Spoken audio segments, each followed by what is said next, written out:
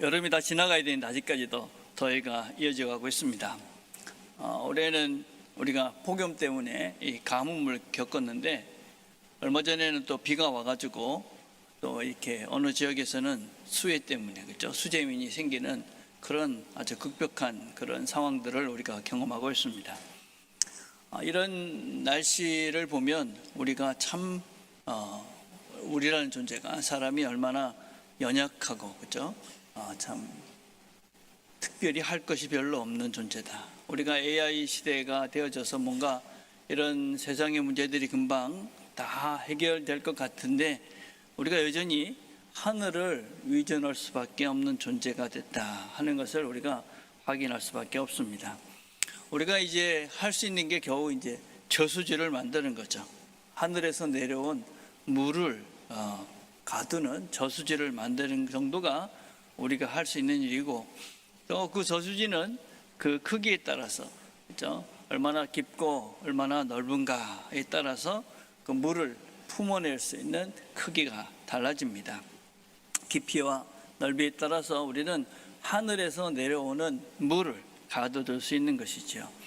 여러분, 사람도 그런 것 같습니다. 사람도 우리가 얼마나 사람을 품을 수 있느냐, 하나님께서 우리에게 주신 사람들을 얼마나 우리가 잘 품을 수 있느냐 하는 것은 그 사람의 마음의 깊이, 마음의 넓이가 아닌가 생각을 합니다. 여러분, 교회도 마찬가지입니다. 교회 옛날에는 예배당을 크게 지으면 뭐 사람들이 모일 거다 그렇게 생각하고 큰 건물을 지었습니다. 근데 교회의 크기는 예배당의 크기가 예배당의 평수의 크기가 아니죠. 교회의 크기는 무엇이냐? 이 교회를 이루고 있는 우리 모두의 마음의 크기, 그게 곧 우리 교회의 진정한 크기다라고 할 수 있습니다. 우리 마음이 그냥 저수지 한 뼘이면 이제 우리 교회의 크기가 그만큼이다 할 수 있습니다. 아무리 큰 건물을 지으고 많은 사람이 모인다 할지라도 성도들의 마음이 좁으면 그 교회는 좁고 작은 교회다라고 할 수가 있습니다. 우리가 이제 전도를 하자, 그래서 전도해서 열심히 사람들을 모시고자 그런 얘기를 했습니다. 근데 사실은 전도를 해서 사람을 데려오는 것만큼 더 중요한 것이 그 분들이, 교회에 오신 분들이 신앙의 길을 계속 잘 걸어갈 수 있도록 돕는 것입니다.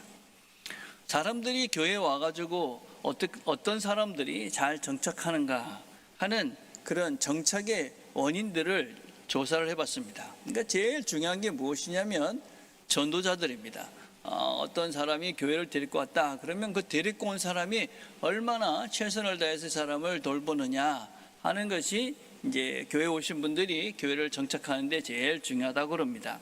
근데 두 번째는 무엇이었냐면 교인들의 친절한 분위기다. 어떤 설교를 누가 잘하거나 그죠? 건물이 어떤 좋고 무슨 이런 것들이 아니라 교회의 분위기. 그죠? 이 교회가 나를 환영하는가? 또 내가 여기서 이 사람들과 좋은 관계 속에 있을 수 있겠는가? 그런 것에 대해서 사람들은 그 생각을 하고 이 교회가 나를 얼마나 환영하고 따뜻한가? 그것이 바로 이 처음 교회 오신 분들이 정착할 수 있는 기준이 된다 하는 것입니다. 근데 요새 우리 교회들을 보면 조금 이상한 것이 무엇이냐면 처음 오신 분들, 또 처음 와가지고 막 열심히 하면 경계의 눈초리를 보내기도 합니다. 물론 우리가 이제 신천지 이단들 때문에 조심을 해야 되는 것이죠. 또 이런 것들은 정말 우리가 지혜롭게 잘해야 됩니다.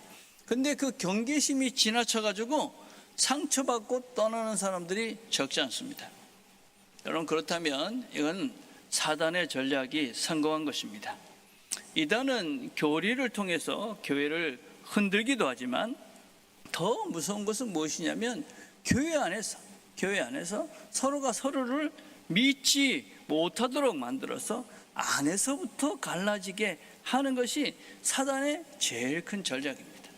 우리 안을 갈라놓는 것, 그게 사단의 전략이다. 그래서 우리가 서로 경계를 막 해서 어느 사람을 보고 저게 무슨 또 이단 아니야? 뭐 이러면서 경계함으로써 그 사람으로 하여금 교회에 정착을 못하게 하는 것이죠. 그럼 우리가 명심해야 될 것이 무엇이냐면 우리는 이단에 물드는 사람이 아니라 이단을 물들여서 바른 신앙의 길을 걸어갈 수 있는 그런 사람들이 되어야 합니다. 예. 여러분, 우리가 세상에 물드는 사람이 아니라 세상을 물들여서 세상을 하나님 원하시는 아름다운 나라로 만들어가는 게 우리입니다. 근데 세상에 물드는 것이 겁이 나가지고 세상의 사람들을 다 경계하고 조심하면서 쫓아낸다면 그게 바로 우리의 크기다. 우리 마음의 크기다. 여러분, 저수지가 커지려면, 물을 많이 모으려면 그 깊이와 넓이가 더해져야 합니다. 그죠? 그 넓히는 일 어떻게 되느냐? 이 안에서부터 해가야 되는 것이죠. 그죠? 우리가 우리 서로를 통해서 서로가 더 확장되어지고 더 넓어져 가야 된다. 오늘 본문은 바로 그 이야기입니다. 우리가 이제 본문을 이해하기 전에 먼저 이 배경을 알아야 됩니다. 주 49년경에 로마 황제 클라우디는 로마에 있는 모든 유대인들을 다 쫓아냈습니다. 왜냐하면 그 유대인들 회당 안에 이제 그 그리스도인들과 또 유대교인 둘이서 막 갈등을 하면서 문제를 일으켰다 하는 보고를 받았습니다. 로마라는 나라는 이 종교에 대해서는 되게 관대했습니다. 그런데 소요에 대해서는, 공공 질서에 대해서는 무관대를 했습니다. 그래서 유대인들이 그 안에서 뭔가 소요를 일으킨다, 서로 갈등이 있어서 문제를 일으킨다, 그 말을 듣고 로마 황제 클라우디오는 이 유대인들을 로마에서 다 추방을 하게 되어집니다. 사도행전 18장 2절에 보면 그 흔적이 있는데, 클라우디오가 모든 유대인을 로마에서 떠나라 명하였으므로. 그래서 바울이 고린도에서 만났던 아굴라와 브리스길라 부부가 바로 이때 쫓겨났던 그런 사람입니다. 그리고 난 다음에 한 5년쯤 지나고 난 다음에 이 클라우디오라는 황제가 죽고 난 다음에 그 칙령은 효력을 잃게 되어집니다. 그리고 유대인 성도들이 다시 로마로 돌아왔습니다. 이 사람들은 기대를 하고 왔을 것입니다. 야, 이제 고향으로 돌아가가지고 내 교회로 돌아가서 이 반가운 사람들을 만나야 되겠다. 그러고 돌아왔는데 5년이 지나고 돌아와 보니까 이 교회가 너무 달라져 있는 것입니다. 5년 사이에 이 로마 교회가 원래는 유대인 중심의 그런 교회였었는데 이방인 중심의 교회가 되어지면서 이 모든 예배의 방식이라든지 생활 관습이라든지 이런 것들이 다 바뀌어져서 이 사람들이 참 당황했다는 것입니다. 그리고 이 사람들끼리 서로 이제 충돌이 일어나기 시작한 거예요. 무엇이 부딪혔느냐 보면 로마서 14장 2절에 보니까 어떤 사람은 모든 것을 먹을 만한 믿음이 있고 연약한 자는 채소만 먹느니라. 이 사람들이, 어떤 사람들은 막 고기를 먹는데 어떤 사람은 채소만 먹는 거예요. 왜 채소만 먹느냐? 그 유대인들은 코셔라는 그런 음식 그 규정이 있습니다. 그래서 이 먹는 것도 정해져 있고 또 이렇게 그 짐승을 잡을 때도 그 코셔법에 따라서 이렇게 정하는 음식만 먹을 수 있도록 다 있습니다. 이슬람에는 그 할랄이라는 음식이 있죠. 요새 듣고 계시잖아요, 그죠? 그런 규정이 있듯이 유대인들도 그런 규정이 있었는데 그런 게 없이 그냥 막 고기를 먹는 겁니다. 또 고기는 대부분이 이 이방신에게 이렇게 바쳐진 그런 제물이었습니다. 그래서 그거를 먹느니 우리는 채소만 먹겠다. 그렇게. 그래서 고기를 안 먹고 채소만 먹고 있는 것입니다. 그래서 그런 채소만 먹는 사람, 고기를 먹는 사람, 이러고 있는 것이죠. 또 둘째 날이 있었습니다. 14장 5절에 보니까 어떤 사람은 이날을 저날보다 낮게 여기고 안식일과 유대 절기를 지키는 문제로 인해서 안식일을 꼭 지켜야 된다, 이 절기를 꼭 지켜야 된다, 아니다, 이러면서 또 서로 싸우는 것입니다. 근데 가장 심각한 것은 무엇이냐면 14장 3절인데, 먹는 자는 먹지 않는 자를 업신여기지 말고 먹지 않는 자는 먹는 자를 비판하지 말라. 강한 자는 약한 자를 업신여기고 또 약한 자는 강한 자를 비판했습니다. 이 업신여긴다 하는 것은 아무것도 아닌 것으로 여긴다, 그 말입니다.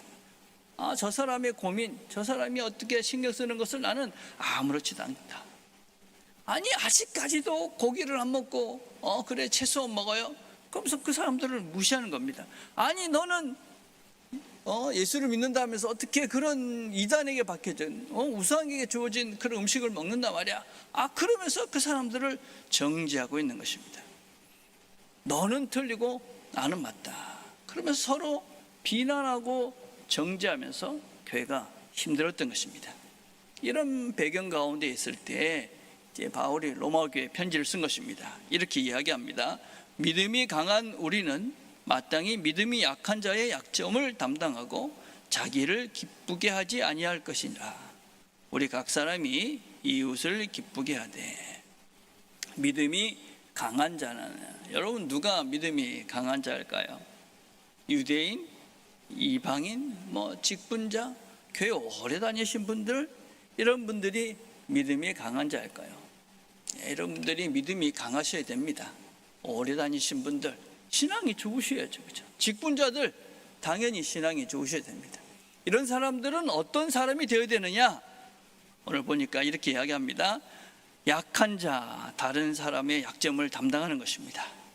믿음이 약한 자의 약점을 담당하고, 담당한다 하는 것은 어떤 참아준다 이런 뜻이 아닙니다. 이 바스타조라는 말인데 이것은 그 사람의 짐을 가지고 와서 내 어깨에 짊어진다, 그런 의미를 가지고 있습니다.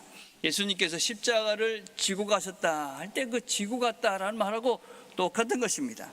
갈라디아서 6장 2절에 보면 너희가 짐을 서로 지라 하는 그 말이 이 말입니다. 담당해라.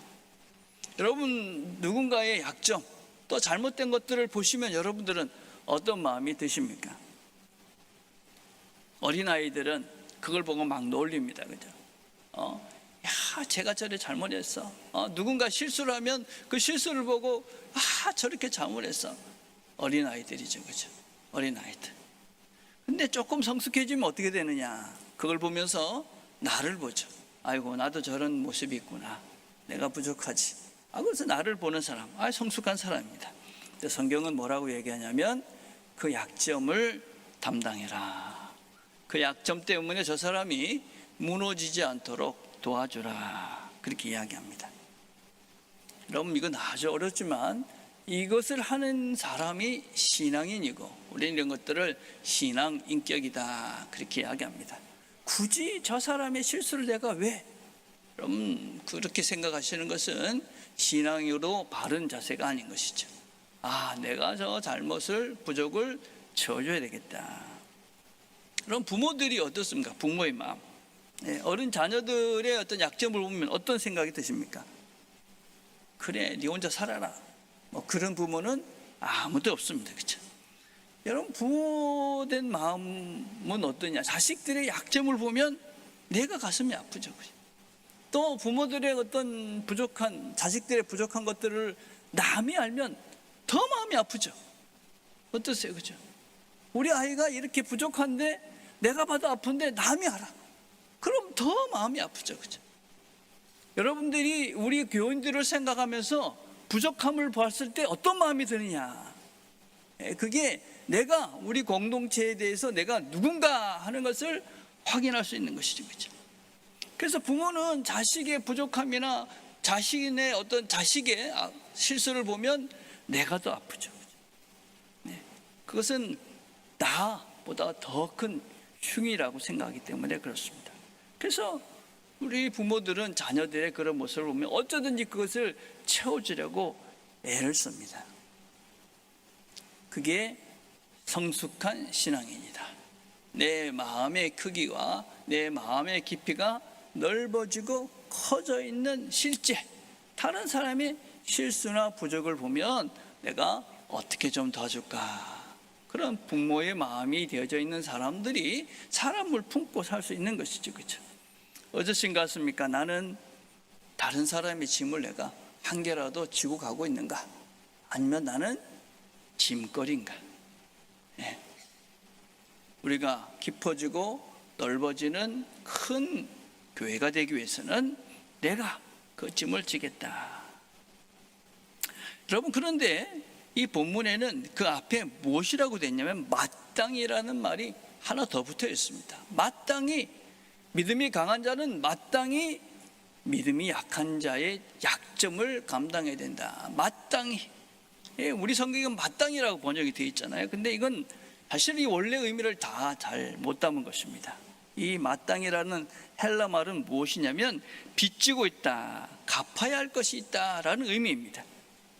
그러니까 우리 강한 자들은, 믿음이 강한 자들은 약한 자의 약점을 짊어질 빚이 있다.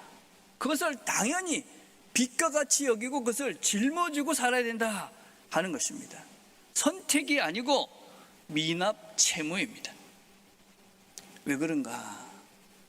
뒤에 보면 15장 3절에 이렇게 말하죠. 그리스도께서도 자기를 기쁘게 하지 아니하셨나니. 주님께서 이미 우리의 모든 짐을 다 대신 져주셨기 때문에 우리도 다른 사람의 짐을 져야 된다.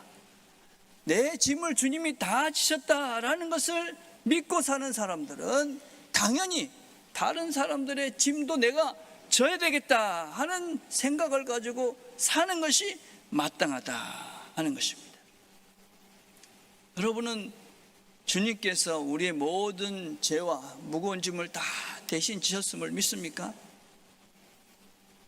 믿으세요? 네. 믿는 게 그리스도인이죠, 그렇죠? 믿는다면 우리는 어떻게 된다고요? 다른 사람의 짐을 내가 지고 가야 되겠다 하는 마음을 갖는 것이 당연하다. 우리가 오해를 하면 또 안 됩니다. 어떤 오해되냐? 우리는 뭐 채무자로 늘 그렇게 빚진 자의 마음으로 살아야 되는가? 아니면 내가 그런 빚을 졌으니까 하나님께 뭘 갚아야 되나? 예배를 드리고 뭐 헌금을 하고 봉사를 하고 그러면서 그걸 갚아야 되나? 그런 것은 아닙니다, 여러분. 우리의 빚진 마음이 어떤 것이냐, 이런 것입니다. 어떤 분이 돌아가시면서 자신의 장기를 기증해서, 그런 어떤 사람이 그 장기를 기증받아서 새로운 삶을 살게 되었습니다. 어떻게 해야 될까요? 그 죽은 사람한테 가서 어떻게 하나 맨날 가서 제사 드리고 가서 이럴 필요가 있는 것이 아니죠. 어떻게 해야 됩니까? 그 기증자의 뜻을 따라서 그 사람이 당신 훌륭한 삶을 살라고 내 생명을 줬으니까, 내 심장을 줬으니까 당신 그렇게 사십시오. 바로 우리가 살아야 될 태도가 그것입니다. 그리스도께서 우리를 위해서 당신의 생명을 다 바쳐주셨습니다. 그러면서 우리에게 뭘 원하시는 겁니까? 그 하나님의 뜻대로, 그리스도의 뜻대로 주님이 가신 그 길을 잘 따라오라. 그런 삶을 살겠다. 그게 빚진 자의 마음입니다. 그리스도로 살아가시면서 내가 그런 마음이 없다, 비정상입니다. 난 빚진 자의 마음이 있는 것이 당연한 것입니다, 여러분. 우리는 우리의 모든 죄를 탕감받은 엄청난 상상할 수 없는 것들을 이미 다 탕감받은 존재들입니다. 그럼 우리는 탕감받았기에 내가 그 탕감받은 것에 대한 보답을 해야 되겠다고 마음 먹고 그렇게 살아야 되겠다. 그래서 용서하시며 살아야 됩니다. 용서하시면서 내가 이 모든 것들을 용서받았는데 용서를 못하고 있다. 내가 진짜 예수 믿는지 생각해 보셔야 돼요. 내가 탕감받는 걸 믿는 것인가? 용서하셔야 됩니다. 용서. 우리가 그게 아무리 안 되겠지만 더 용서하고 더 용서. 그래서 우리는 빚진 자의 마음으로 사신 겁니다. 그렇지 않고 빚이 어떻습니까? 영광스러운 것이죠. 하나님이 나에게 빚져주신 거예요. 하나님이 주신 거죠. 그러면서 또 어떻게 이야기하라고, 어떻게 살라고 그럽니까? 자기를 기쁘게 하지 아니할 것이라. 우리 각 사람이 이웃을 기쁘게 하되. 우리가 짐을 지는 것에서 끝나는 것이 아니라 다른 사람을 기쁘게 하는 삶을 살라. 자신만을 위해서 사는 사람이 있습니다, 그죠? 그러면 믿음이 약한 자다. 다른 사람의 짐에 대해서는, 그죠? 다른 사람의 묵에 대해서는 전혀 관심이 없고 늘 나도 힘들어. 믿음이 약한 사람이다. 교회를 아무리 오래 다녀도 어떤 직분을 가져도 여전히 나만 관심이 있고 나 자신만을 위해서 살고 있다. 믿음이 약한 사람입니다. 우리는 어떻게 되느냐? 다른 사람들의 삶을 기쁘게 하는 삶을 살아라. 다른 사람을 기쁘게 하는 삶.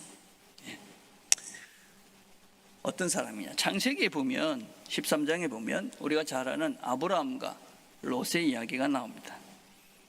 이 아브라함과 이 롯이, 그죠? 아브라함이 이 갈대우르에서 이 롯을, 자기 조카 롯을 데리고 이 가나안까지 왔습니다. 근데 거기 살다 보니까 재산이 많아진 것입니다. 그러니까 땅이 좁고 그러니까 서로 이제 다툼이 일어난 거예요. 그러니까 이제 우리는 좀 헤어져 살아야 되겠다. 그렇게 이야기를 합니다. 그러면서 아브라함이 뭐라고 얘기합니까? 조카인 롯을 불러다가 내 앞에 온 땅이 있지 아니하냐. 나를 떠나가라. 내가 좌하면 나는 우하고 내가 우하면 나는 좌하리라. 아브라함이 큰아버지고 또 우르에서 같이 데리고 나온 것입니다. 그러니까 내가 먼저 선택할 수도 있는데 내가 좌할 테니까 넌 우해 이렇게 할 수도 있는데 아브라함은 어떻게 합니까? 네가 먼저 우하면 나는 좌할게. 네가 동으로 가면 나는 서로 갈게. 이웃을 기쁘게 하는 사람, 선택권을 주는 것입니다. 선택권. 내가 누구를 사랑한다, 누구를 기쁘게 하겠다, 선택권을 주시면 됩니다. 선택권. 자, 그런데 어떻게 합니까? 우리가 알다시피 롯은 딱 보니까 거기 너무 기름진 곳이 보이는 것입니다. 물이 넉넉한 것이었습니다. 여호와의 동산 같고 애굽 땅 같았습니다. 그래서 롯은 그것을 선택해서 거기로 갑니다. 아브라함은 그 반대로 갑니다. 거기는 천박하고 어둠에서는 물도 없는 그런 곳이었습니다. 근데 그 다음이 은혜였습니다. 롯이 아브라함을 떠난 후에 여호와께서 아브라함에게 이르시되 너는 눈을 들어 너 있는 곳에서 북쪽과 남쪽 그리고 동쪽과 서쪽을 바라보라. 보이는 땅을 내가 너와 네 자손에게 주리니 영원히 이르리라. 두 사람이 다 이렇게 보고, 그죠? 그리고 롯은 자기가 좋은 것을 선택해서 자기가 원하는 것을 택해서 갔습니다. 근데 아브라함은 롯을 기쁘게 하고 롯에게 선택권을 주고 그리고 나머지 것을 택했습니다. 자기를 기쁘게 하는 사람은 자기가 스스로 그것을 취하죠. 내 이웃을 기쁘게 하는 사람은 하나님이 주십니다. 하나님이 주시죠. 하나님께서 네가 롯에게 모든 걸 양보했지? 그래, 내가 너한테 줄게. 그래서 하나님께서 그 가나안 땅을 아브라함에게 영원히 주십니다. 롯은 자기가 좋은 것이라고 선택했는데 어떻게 됐습니까? 거기는 소돔의 땅이었습니다. 곧 멸망한 땅을 가고 갑니다. 곧 그는 불타버립니다. 아브라함이 받은 땅은 그 자손에게 영원히 주어집니다. 교회 안에서도 그런 것이죠. 여러분, 우리는 무엇을 선택하느냐? 내 원칙, 내 신념, 내 방식, 그리고 그것을 늘 택하고 그것을 관철시키는 게 자기의 기쁨이 되는 사람이 있습니다. 반면에 내가 원하는 건 아니지만 내가 원하니까, 교회가 원하니까, 내 신념은 이런 것이지만 이 사람에게 필요한 것은 이것이니까, 그리고 그렇게 너를 위해서, 너를 기쁘게 해서 나를 포기합니다. 누가 더 좋은 것을 받을까요? 누가 더 좋은 것을 받겠습니까? 누가 더 마음이 큰 사람입니까? 어떤 사람들이 많아야 교회가 큰 교회가 될 수 있겠습니까? 어느 쪽이 더 넉넉한 인생을 살겠습니까? 자, 그런데 우리가 여기서 또 한 가지 짚어야 될 것이 있습니다. 이웃을 기쁘게 하라. 이게 무조건 비유를 맞추라는 말은 또 아닙니다. 본문은 분명한 단서를 다는데 우리 각 사람이 이웃을 기쁘게 하되 선을 이루고 덕을 세우도록 갈지니라. 바울은 사람을 기쁘게 하는 것에서 늘 조심하라고 이야기합니다. 갈라디아서 1장 10절에는 이렇게 말합니다. 내가 지금까지 사람들을 기쁘게 하랴 하였다면 그리스도의 종이 아니니라. 사람을 기쁘게 하는 삶, 그건 옳지 않다 하는 것입니다. 여러분, 자녀가 원한다고 다 들어주는, 여러분 그렇지 않지 않습니까? 그렇죠? 교회도 마찬가지. 모두가 내가 원한다고 다 해준 그런 것들은 아니죠. 그렇죠? 바울은 여기에 두 가지 표지를 세웁니다. 첫째는 선을 향하여입니다. 선을 향하여, 선. 내가 그 사람을 기쁘게 하는데 이게 선한 것인가 하는 것입니다. 근데 선하다는 것에 대한 오해를 하시면 안 돼요. 뭔가 착한 것, 그런 것이 아닙니다. 이 선하다는 아가돈이라는 말인데 이건 하나님이 선하시다 할 때 쓰는 그 선함입니다. 그래서 이것은 하나님과의 관계와 연관이 되는 것입니다. 그냥 선하다, 우리가 그냥 착한 일을 하는 것, 그 차원이 아니라 이것이 하나님과 연관된 일인가 하는 것입니다. 하나님과 아름다운 관계를 맺게 해주는 일인가 하는 것이 포커스라는 것입니다. 그래서 내가 어떤 사람을 위해서 뭔가 기쁘게 하는데 이것이 하나님과 연관돼서 하나님과의 관계를 깊게 해주는 일인가 하는 것이 첫 번째 표지라는 것입니다. 두 번째는 무엇이냐면 덕을 세우도록입니다. 이것도 우리가 오해를 할 수 있습니다. 우리가 덕을 세운다 그러면 그냥 뭔가 이렇게 원만하게 넘어간다, 뭐 좋은 게 좋은 거다, 뭐 이렇게 그냥 덕스러운 그런 어떤 풍성을 얘기하는데, 여기 말하고 있는 오이코도메라는 말인데 이 말은 무엇이냐면 집을 건축한다 그런 뜻입니다. 그러니까 집을 세워주는 것입니다. 그래서 여기서 말하는 덕이라는 것은 무엇을 좀 봐주고 무슨 덕스러운 그런 인품에 관계된 것이 아니라 그 사람의 성장과 성숙에 관한 이야기입니다. 사람을 세워주는 것이다 하는 것입니다. 그래서 우리가 사람들을 기쁘게 한 때에 두 개의 기준이 있는데, 하나는 선이고 또 다른 것은 덕입니다. 이 선과 덕이라는 말을 합하면 무슨 말이냐 하면, 이 사람을 내가 하나님과의 관계 속에서 깊이 들어가서 이 사람을 더 좋은 그리스도인, 더 좋은 하나님과 아름다운 관계 속에서 성장시켜가는 방향인가 하는 것을 고려해야 된다 하는 것입니다. 그 사람을 세워가는, 하나님과의 관계 속에서 세워지는 일, 그것을 위해서 기쁘게 하라 하는 것입니다. 참 어렵습니다, 그죠? 우리가 남을 기쁘게 하고 나를 포기하고 남을 기쁘게 하는 것도 어려운데, 그죠? 또 그것만이 아니고 믿음을 자라게 하면서, 그죠? 그렇게 가는 것이 쉽지 않습니다, 그죠? 여러분, 지나치면 어떻게 됩니까? 강요가 되죠. 모자라면 또 방임이 됩니다. 제가 목회를 하면서 참 이 균형을 잃을 때가 참 많습니다, 그죠? 어떤 때는 너무 막 해서 상처를 주고, 어떤 때는 그냥 조심한다고 그러다 보면 또 시간이 넘어서 아무것도 못하고. 이 균형이 정말 중요하죠. 이 균형 어떻게 해야 되느냐? 오늘 성경은 이렇게 얘기합니다. 무엇이든지 기록된 바 우리의 교훈을 위하여 기록된 것이니 우리로 하여금 인내로 또는 성경의 위로로 소망을 가지게 함이니라. 이제 인내와 위로의 하나님이 너희로 그리스도 예수를 본받아 서로 뜻이 같게 하여 주사. 두 단어가 계속 반복되는데 인내와 위로라는 말입니다. 네. 하나님이 인내하신 분이고 또 위로를 주신 분이기 때문에 우리가 그 사람들을 세워가고 올바르게 이끌어가기 위해서는 첫 번째 인내가 필요하다. 하루아침에 되는 것이 아니다. 인내가 필요하다. 여러분, 인내라는 말은 어떤 뜻이냐면 아래 머물다 그런 뜻입니다. 아래 거하는 것. 인내는 다른 것이 아닙니다. 내가 저 사람 아래 거하면 참아줄 수가 있습니다. 여러분, 저수지가 어떻게 커질 수 있느냐? 깊이 내려가면 자연스럽게 넓어질 수밖에 없습니다, 그죠? 파인 만큼 당기는 것이, 그죠? 우리가 하나님도 어디서 만나는 것이냐면요, 여호와의 깊은 곳에서 내가 주께 부르짖느라 그랬습니다. 깊은 곳, 하나님을 만나는 자리는 저 하늘 꼭대기가 아니라 깊은 곳입니다. 우리가 저 밑으로 내려가면 끝없이 낮아지면 그때, 그래서 많은 사람들이 절망 가운데, 상심 가운데, 낙심 가운데 하나님을 만나는 이유가 무엇이냐? 우리가 끝까지 내려가면 내려갈수록 우리는 더 깊은 하나님을 만나는 것이죠. 내려가면 깊어지고 우리가 담아낼 수 있는 것이죠. 우리가 어떻게 사람들을 세워갈 수 있냐? 내가 더 내려가면 된다. 예. 그럼 왜 서로의 관계들 속에서 문제가 생깁니까? 내려가지 않기 때문에 그렇습니다. 그렇죠? 내려가지 않으니까 담을 수가 없는 거죠. 조금만 부딪히면 그 골치 아프다고 피해버립니다. 그죠? 뭐 다른 사람이니까 그냥 무시해버리죠.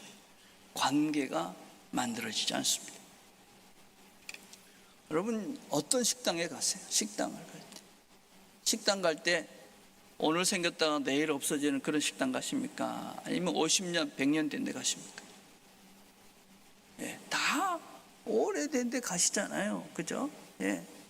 여러분, 사람의 관계도 그런 것입니다. 사람의 관계도 조금 뭐 싸워 부딪혔다고 끝나고, 그러면 그거는 그죠? 맛이 없는 관계가 되는 것이지. 맛이 없는.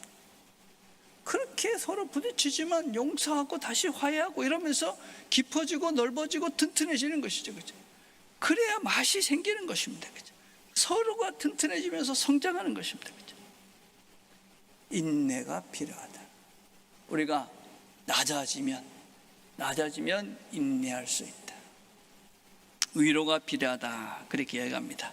위로라는 말은 파라클레시스라는 말인데 옆에 두다, 그런 의미를 가지고 있습니다. 여러분, 이 사람인자하고 똑같은 겁니다. 여러분, 사람인자. 사람인이 어떻습니까? 이렇게 서로 기대고 있잖아요. 기대고 있는 거. 파라클레이토스. 여러분, 성경이 얘기하는 위로는 다른 것이 아닙니다. 서로 어깨를 기대며 사는 모습. 여러분, 우리는 혼자 설 수 있는 사람은 아무도 없습니다. 근데 어떤 사람이 우리가 이런 위로를 하며 살 수 있느냐? 고린도 1장 3절에 이렇게 말합니다. 찬송하리로다. 그는 우리 주 예수 그리스도의 하나님이시요 자비의 아버지시요 모든 위로의 하나님이시며 우리의 모든 환난 중에서 우리를 위로하사 우리로 하여금 하나님께 받는 위로로서 모든 환난 중에 있는 자들을 능히 위로하게 하시는 이시로다. 우리가 하나님의 위로를 경험한 사람들이 내가 다른 사람들을 위로할 수 있는 존재가 된다. 내 어깨를 누구한테 내어줄 수 있느냐? 어떤 사람이 내어줄 수 있느냐? 내 어깨를 주님께 기대해 본 경험이 있는 사람, 살면서 주님께 기대해 보니까 힘이 되고 견딜만 한 사람, 그 사람이 내가 그 마음을 알기에 다른 사람에게 내 어깨를 내어줄 수 있는 것이죠. 그죠? 어떠세요? 여러분들은 다른 사람에게 기꺼이 여러분의 어깨를 내어주고 사십니까? 또 나는 다른 사람의 어깨를 기꺼이 기대고 사십니까? 그럼 교회는 어떤 것이냐? 인내하고 위로하는 공동체죠. 서로가 낮아지고 서로가 어깨를 내어주고 또 어깨를 서로 부딪히면서 그러면서 함께 만들어져서 커져가는 공동체, 깊어져가는 공동체가 교회입니다. 위로와 인내의 하나님, 그 하나님을 닮아가는 게 우리죠. 자, 그러면서 결론을 맺습니다. 그러므로 그리스도께서 우리를 받아 하나님께 영광을 돌리신 같이 너희도 서로 받으라. 서로 받으라. 서로 받으라. 예. 내 옆자리에 데리고 와서 앉혀라, 그 말입니다. 근데 옆에 데리고 와서 앉히라는 이 말은 무슨 뜻이냐면 그냥 손님으로 잠깐 왔다가 사라지게 하는 그런 게 아니라 식구로 삼는 것을 말합니다. 가족으로 삼는 것을 말하죠. 내가 그 사람을 받는다는 것은 그냥 잠깐 오늘 보고 마는 것이 아니라 그냥 식구로 받아서 그 사람을 내가, 그 사람의 짐을 내가 짊어질 마음을 갖는 것, 이게 받는 것입니다. 근데 여기서 놓치지 말아야 될 것이 서로 받으라는 것입니다. 서로 받으자. 우리는 잘못하면 이게 그냥 강한 자만의 말씀이라고 오해하면 안 됩니다. 그렇죠? 여러분, 물론 믿음이 강한 자들의 책임이 더 큽니다. 그러나 주는 사람만큼 받는 사람도 중요하다. 받는 사람의 태도도 참 중요하다. 제가 이번에 뉴질랜드 가서 한 달 조금 넘게 있었지 않습니까? 그죠? 4년 만에 가니까 정말 반갑지 않습니까? 그죠? 참 많은 사람을 만났어요. 그죠? 거짓 매일 사람들을 만난 것 같아요. 4년 동안 참 많은 일이 있었더라고요. 어떤 분들은 남편을 사별한 분도 계셨고, 또 암 투병 중에 있는 분들도 계셨고, 또 암이 나으신 분들도 있었고, 또 아이 결혼도 시키시고, 여러 가지 많은 일들이 있었어요. 그 많은 이제 사람들을 만나다가 이제 제하고 이제 오랫동안 사역을 같이 했던 젊은 친구들이 이렇게 저렇게 이렇게 만나다 보니까 못 본 사람도 있고 그러니까 한꺼번에 다 한번 모여보자. 그래서 함께 모였어요. 그래서 모여보니까 한 30명이 모였어요. 이게 다 30대, 40대 중반들, 제가 더니돈에 사역했던 11년 동안 사역했던 그 학생 때 만났던 그런 집사들입니다. 그 모인 집사들 중에는 제가 너 결혼해 이래가지고 결혼한 친구도 있어요. 예. 이 두 명이 좀 사귄 지가 좀 됐는데 결혼을 안 하고 있는 겁니다. 제가 자매한테 가가지고 네 결혼할 거야 안 할 거야? 그러니까 모르겠다 이러더라고요. 그럼 내가 형제한테 가가지고 네 모르겠다 그렇게 헤어져라고 얘기할 거니까 너 헤어져. 안 그러면 결혼해. 근데 그게 결혼했습니다. 그들. 예. 무슨 배짱으로 그랬는지 제가 지금 철이 없어서 그랬죠 그때는. 그렇죠? 다행히 이번에 와서 만났는데 너무 행복하다고, 결혼해서 참 잘 살고 있다고 제가 감사했습니다.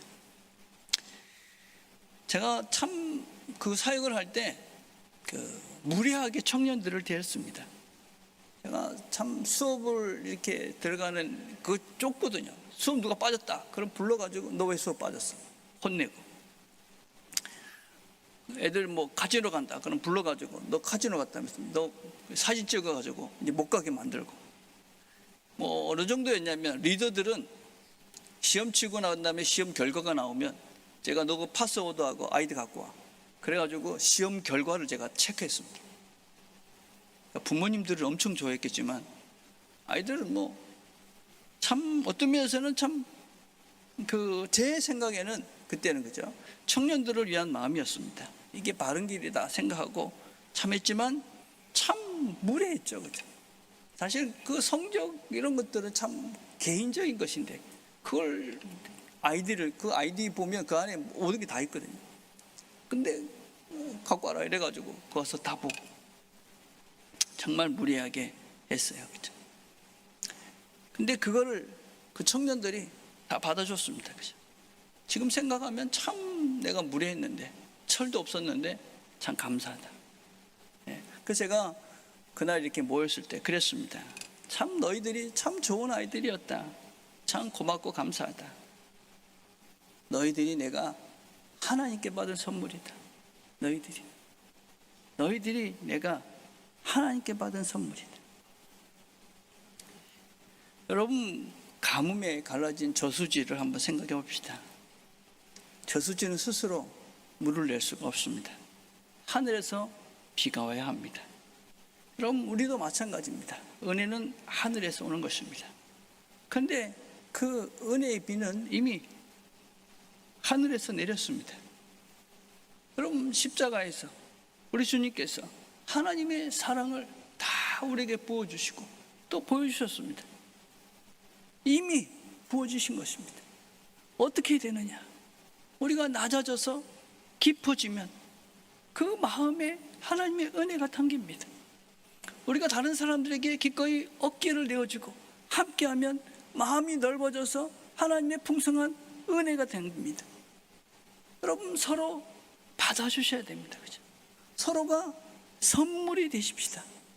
우리가 서로 함께함이 서로에게 선물이 된다면, 우리가 함께하는 이 사람들이 내 삶의 선물 같은 존재들이 된다면, 우리가 선물로 여기고 존귀 여기고 귀 여기고 그래서 함께 인내하며 위로하며 우리가 함께 이 길을 걸어간다면 우리 남교회는 아름다운 교회, 정말 큰 교회가 될 것이라고 믿습니다. 서로 함께함이 서로에게 선물이 되는 아름다운 공동체, 그것이 부산 남교회가 되기를 주님의 이름으로 축복을 드립니다.